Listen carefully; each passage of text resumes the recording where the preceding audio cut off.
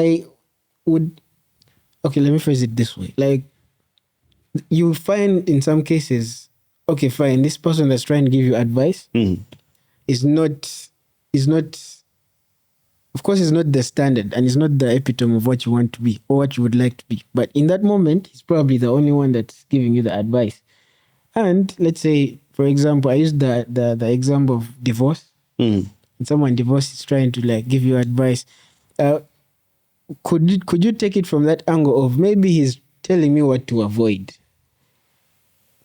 Why don't you just go find someone who will tell you what to do? Yeah, too. I could tell you what to avoid in most cases is fairly easy. Because I can tell you, I could be there and be like, hey man, don't jump in fire. 100 people could tell you that. You know better, right? I think that because even what Chris Williams said, the thing that got me the most was like the biggest way to waste your time is take advice from people's life who you don't want. Because if you're taking advice from somebody and that's not the life you want, remember, you're going to find the guy or get close to the guy whose life you want. And now you're going to have to remove all the advice that the other guy gave you if it's not congruent with what this guy said. Yeah. When you can just do your best. And this is the thing. You don't need to find a person. They're online. You could go on YouTube, look up people. You don't need to talk to the mentor to get his information. Like, I don't need to know you and be your friend to get the information. Yeah. I think when it comes to this, that's where the issue is. Like, people are like, I want to be your friend. And I've gotten these like messages, comments, and DMs like, hey man, I want to be your friend. I want to be like, and most times, and I was like, I remember when it was in Riot, the guy was like, hey, can I be your friend? And I'm like, why? And he goes, no, I want you to mentor me. And I'm like, dude, everything I share is online. I'll be there preaching, it's online. If I ever give any advice, it's online. You don't need to be my friend to get my information. And I think that that's where people want. They want to be friends with their mentors. That in itself is not necessarily the best thing at the time because your mentors are there to mentor you, not to be your friends. If they're your friends, then the part of mentorship will fail you. I think it's hard to differentiate. Is there a clear differentiation between a mentor and a friend? No, I think people, let me put it this way.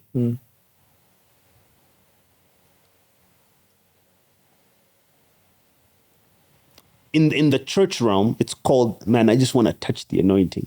I just want to be next to the guy. Yeah. like for him, it's cooler to be next to him than to get his information or to take what he knows. Right? Like the people who see celebrities, and this had nothing to do with like, man, I really want to learn from Denzel Washington. No, I just want to be next to Denzel Washington. Yeah, this one. I could care less about what he's going to tell me. I just want to be next to him. I want to get that selfie. Yeah. I want to show the Instagram story when I'm in his office, when he's on set. Yeah.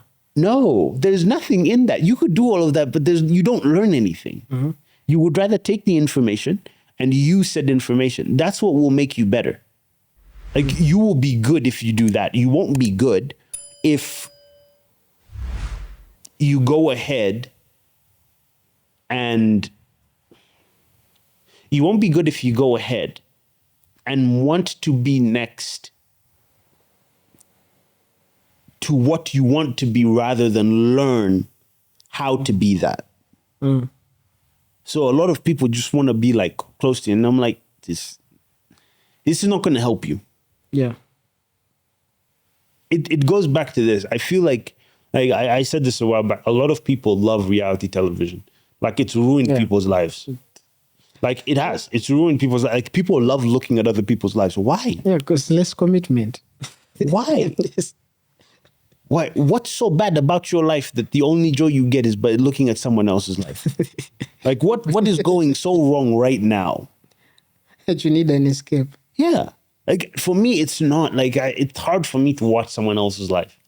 Whereas I'm like, hey man, let me get this guy's information. I don't care from your friend. I want to know how you did that, how you got there, how you were able to achieve what you achieved. And now that you've done that, I've gotten your information. I'm going to go do the same thing. or try to be better. Yeah. And I say this honestly because for a lot of people are like, no, you don't understand. If I'm close to him, it's easier for me. No, that doesn't mean anything. Let me tell you, there are a lot of people who've been around Denzel Washington more than you will ever know. Mm-hmm. There are a lot of people who've been around Elon Musk. Their lives have not improved. Yeah. Now, biblically, let me put it this way. There's a part in the Bible, I've talked about this, where basically there's a man in the Bible called Jairus. Mm-hmm. His daughter passes away. Mm-hmm. And he goes to get Jesus. Come heal my daughter. She's sick. Yeah. She's dying. She's not going to make it. Come. Jesus says, okay, no problem. So they begin down this journey. Yeah. And a crowd begins to form around Jesus. Yeah. Hundreds of people begin to gather around him. I'm talking hundreds. And in that, there's this woman who's been bleeding for 12 years. Mm. So she's been bleeding profusely, nonstop every day. She's classified as unclean. Doctors haven't been able to solve it. She hasn't been able to fix herself. She constantly padding and wrapping stuff around her. So she eventually is like, you know what? If I can just touch the hem of this man's garment, I'll be healed. I'll be fine. Mm-hmm. So she gets on her knees and crawls through hundreds of people. Hundreds. Eventually grabs his garment. And the Bible specifically and distinctively says the power left Jesus's body. Yeah. And he stopped because he felt the power leave. And this woman had so much faith that she drew his power and she got healed. Yeah. Jesus stops, turns around, and he goes, who touched me? She raises her hand and says it was me. And then he doesn't do anything. He just says, go, you've been made whole. Yeah. Now, what's really interesting about that for me was, of course, it's a beautiful story. This woman had been suffering for 12 years. The girl is 12 years old. It's a beautiful story, and I love the story. But that's not the thing. Mm. The thing about this entire encounter with Jesus, with Jairus, the woman with the issue of blood, and Jairus' dead daughter, the whole interesting thing is that there are hundreds of people around Jesus. There is no other recorded miracle. Yeah. They were in such close proximity to Jesus, and nothing happened, which emphasizes this point. You can be close. Yeah. Doesn't mean anything. You could be within arm's length. Nothing. Because you came to get close, but that's it. Yeah. If your intention was to be within arm's length of Jesus, you got within arm's length of Jesus. Her intention was to get healed. Your faith can get you close, if that's what you want your faith to do. Yeah. Yeah. If your end goal is to get close to someone, one day you'll get there. But that's all you'll get. Hundreds of people were bumping Jesus, touching him shoulder to shoulder. No other miracle. We're talking about 2. On top of which, not to mention, this woman gets healed. Somebody comes in this situation, tells Jairus, your daughter's dead. Yeah. Right? Jairus, this woman wouldn't have been healed if Jairus didn't go and get Jesus. Yeah. He got Jesus, and imagine Jairus like, oh, this stupid lady just robbed me of my daughter's miracle. This evil woman. She took my power. This evil bleeding woman just robbed my portion just robbed my daughter of a miracle. And Jesus turns around, no, it's okay, man. It's cool. It's fine. Let's go. Yeah.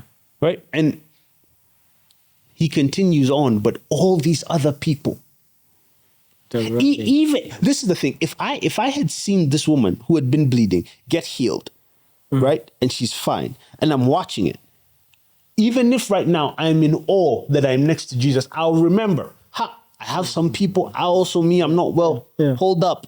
Yeah. Let me intercede. No. Let me stand in the gap for They them. were like, I just want to be close. Mission accomplished. I just want to be close.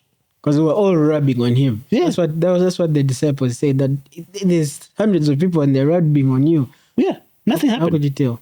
So nothing. Rubbing, touch. You're that touching close Jesus. to God, to Jesus. You're that close.